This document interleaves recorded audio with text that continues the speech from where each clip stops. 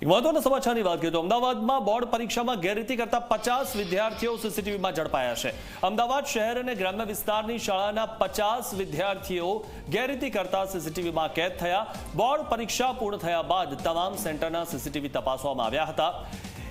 એકબીજામાંથી જોતા અને પુરવણીની અદલાબદલી કરતા વિદ્યાર્થીઓ જોવા મળ્યા છે, ત્યારે ગેરરીતિ અંગે ડીઓ કચેરીથી શિક્ષણ બોર્ડમાં રિપોર્ટ મોકલી દેવાયો છે। ગેરરીતિ કરનાર વિદ્યાર્થીઓ સામે હવે કાર્યવાહી કરવામાં આવશે।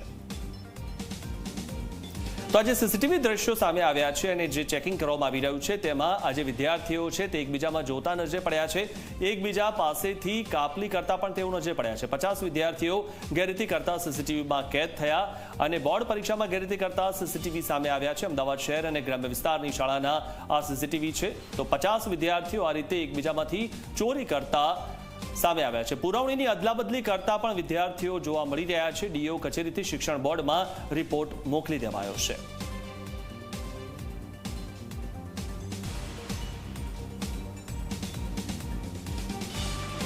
તો હાલ